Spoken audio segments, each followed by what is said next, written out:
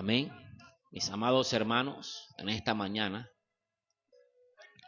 voy a leer para ustedes la palabra del Señor en el capítulo 4 del Evangelio de Juan, verso 46 en adelante. Dice la palabra del Señor en esta mañana: Vino pues Jesús otra vez a Canaá de Galilea, donde había convertido el agua en vino. Y había en Capernaum un oficial del rey cuyo hijo estaba enfermo. Cuando oyó que Jesús había llegado de Judea a Galilea, vino a él y le rogó que descendiese y sanase a su hijo, que estaba a punto de morir. Entonces Jesús le dijo: si no viereis señales y prodigios, no creeréis. El oficial del rey le dijo: Señor, desciende antes que mi hijo muera. Jesús le dijo: ve, tu hijo vive. Y el hombre creyó la palabra que Jesús le dijo. Y fue cuando ya él descendía, sus siervos salieron a recibirle y le dieron nuevas, diciendo: tu hijo vive. Entonces él le preguntó a qué hora había comenzado a estar mejor, y le dijeron: ayer a las 7 le dejó la fiebre. El padre entonces entendió que aquella era la hora en que Jesús le había dicho: tu hijo vive. Y creyó él con toda su casa. Esta segunda señal hizo Jesús cuando fue de Judea a Galilea. Amén. Hemos estado hablando, mis amados hermanos, de las 7 señales. Bueno, 2 de ellas ya hemos hablado, la de ayer y la que vamos a explicar el día de hoy. Ayer hablábamos de la señal de la conversión del agua en vino, de lo que esto significaba o de lo que esto simbolizaba para la tradición judía, porque hay que comprender la Biblia desde su contexto histórico, desde su contexto, desde lo contextual, de donde se escribió y a quién se escribió. Amén. Y para la nación judía, el pueblo judío, que fueron los hombres a quien Dios pues dio revelación durante muchos años en aquellos días, hermanos, las señales eran una presentación importante de un profeta o de un hombre o de alguien que había sido enviado por Dios.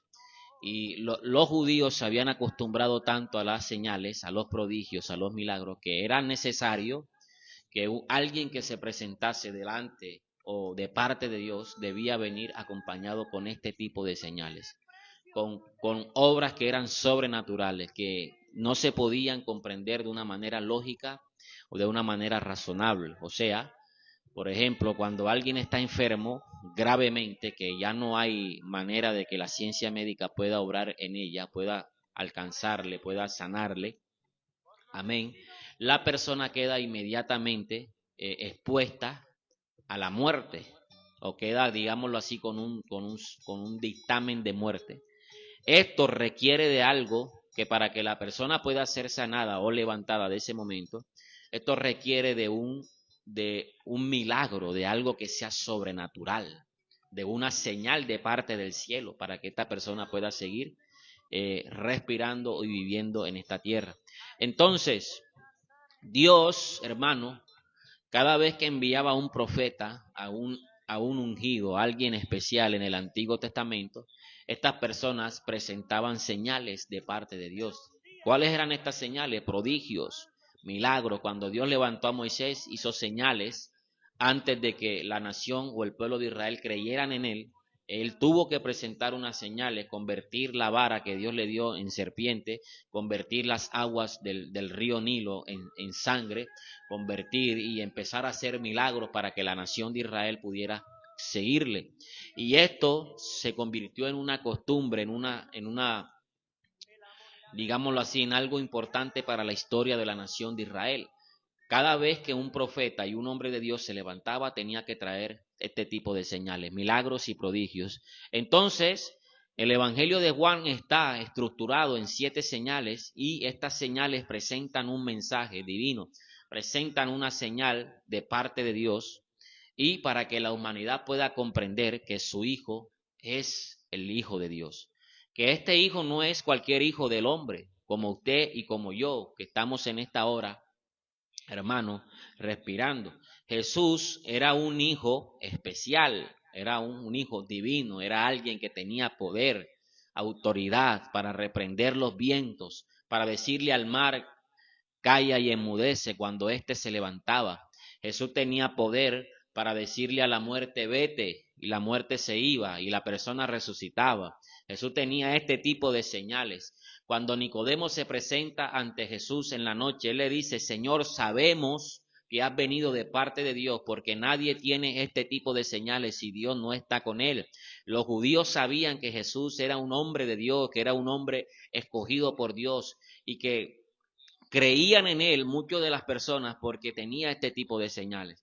Y por eso Jesús le dice aquí al hombre que viene ante él diciéndole, Señor, aleluya, le dice, Señor, tengo un hijo enfermo en casa.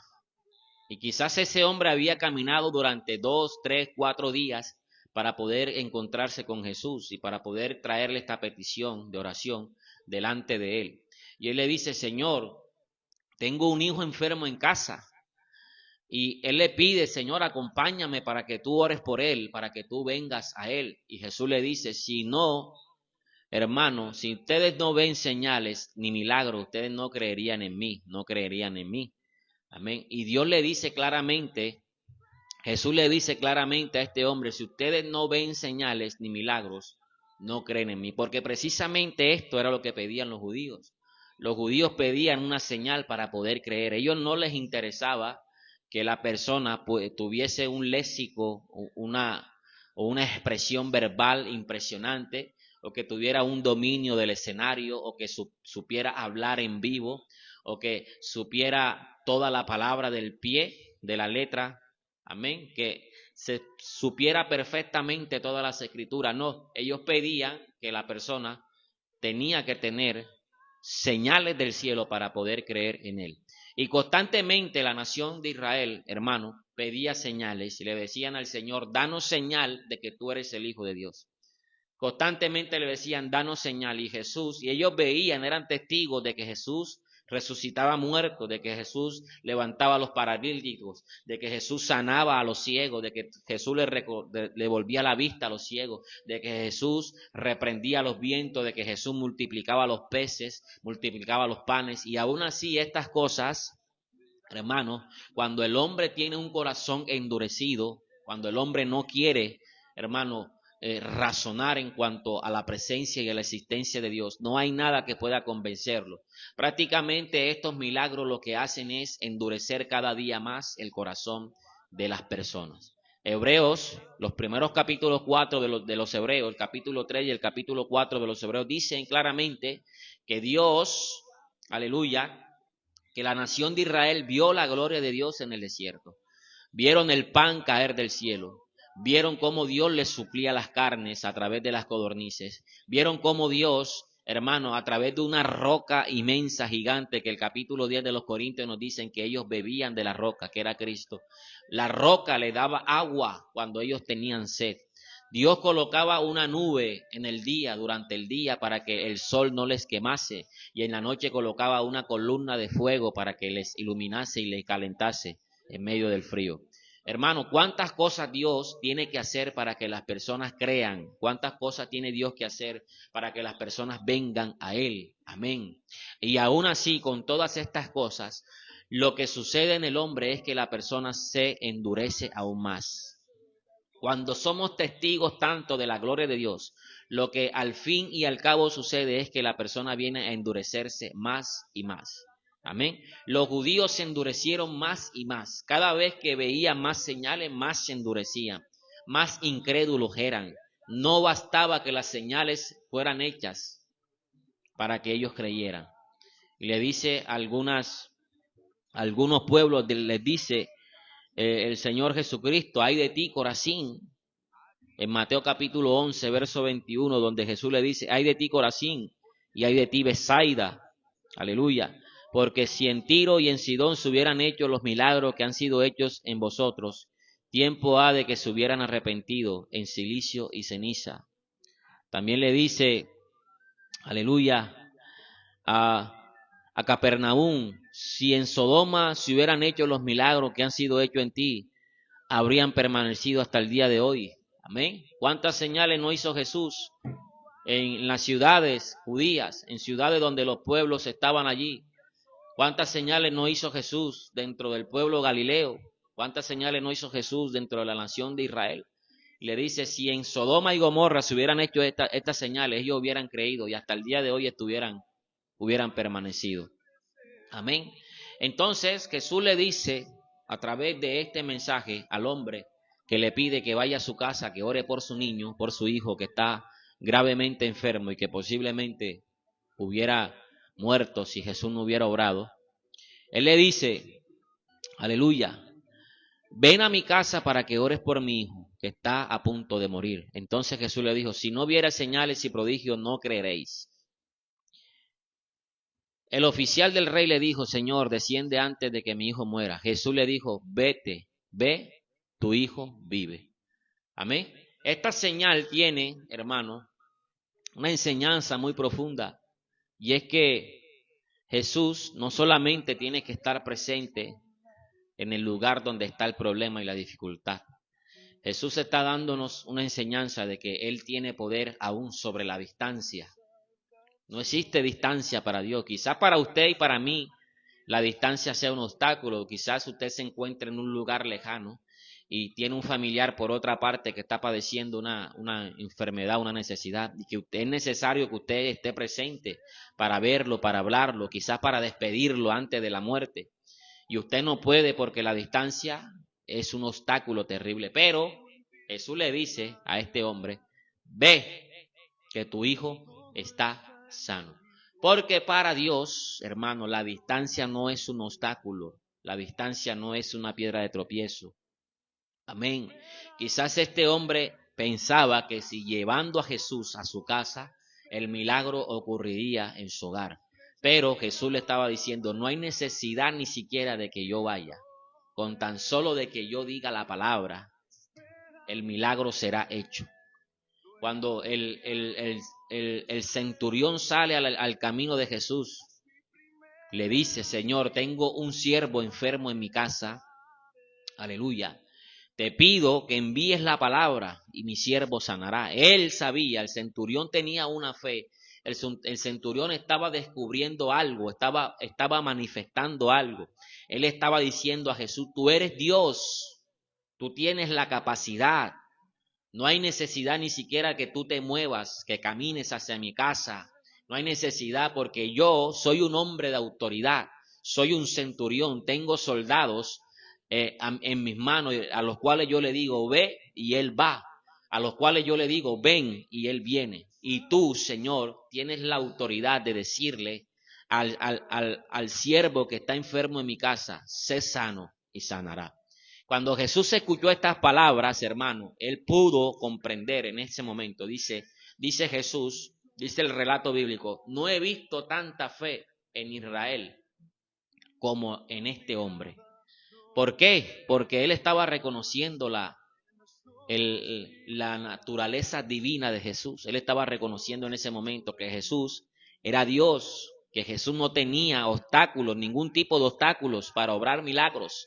A través de la palabra, a través de lanzar una palabra, Él obraba en ese milagro. Aleluya. Y Jesús le dice al hombre, ves que tu hijo está sano, que tu hijo está sano. Ve. Y el hombre caminó durante varias horas, quizás un día de camino.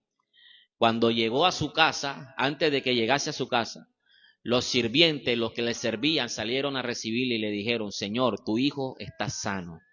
Tu hijo fue libre de la opresión. Tu hijo fue libre, aleluya, de la maldición. Tu hijo fue libre. Dios bendiga a nuestro hermano Ray. Aleluya, que la gracia y la misericordia de Dios esté contigo. Hermano, Dios bendiga a nuestro hermano Israel Mesa también. El ministro Israel Mesa, el evangelista. Dios le bendiga grande y poderosamente.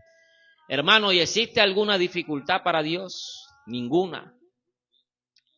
Cuando llegó el siervo del rey y vio a su hijo sano, le preguntó a los sirvientes, ¿a qué hora fue sano? ¿A qué hora fue que él empezó a estar bien? Y le dijo, ellos le dijeron a las 7. Aleluya. Cuando él escuchó a las 7, él comprendió que a esa hora fue el momento en el que Jesús le dijo, ve que tu hijo está sano. El apóstol Juan nos está enseñando a través de este evangelio que Jesús es Dios, que para él no hay dificultad, que para él no hay nada imposible, que para él no hay tropiezo, no hay ninguna piedra de tropiezo, no existe nada que sea imposible para Dios. No existe nada que haga preocupar a Dios. No existe nada que haga, hermano, que se le salga de las manos a Dios. Aleluya. Y por eso Juan nos enseña que a través de esta segunda señal, Jesucristo es Dios, hermano. Que no hay distancia que sea un obstáculo para Él. Y por eso, hermano, la enseñanza en esta mañana es que tú coloques la confianza, la fe en ese Dios que nada lo detiene, en ese Dios que nada, hermano, lo preocupa, en ese Dios que tiene el control de todas las cosas, en ese Dios que tiene, hermano, la capacidad, el poder y la autoridad para decirle a esta pared, quítate de allí, y la pared se quitará. Aleluya. Y nos ha dado a nosotros la fe y la certeza de que así será, hermano. Tenemos fe, todas las cosas para el que creen son posibles. Por lo tanto, no existe, hermano, ninguna dificultad en la cual usted tenga que preocuparse. Solamente crea en el Señor y Él hará. Solamente crea en Dios y Él se manifestará. Aleluya. Padre, gracias te doy, Señor, por esta tu palabra, por este mensaje. Te pido de manera especial que tú obres a través de él, que tú te manifiestes a través de él en cada uno de las personas que nos ven a través de la transmisión, de los que nos van a ver, Dios mío, durante el día, de los que aún no han visto este video, pero que será de gran bendición para todos aquellos que estarán conectados.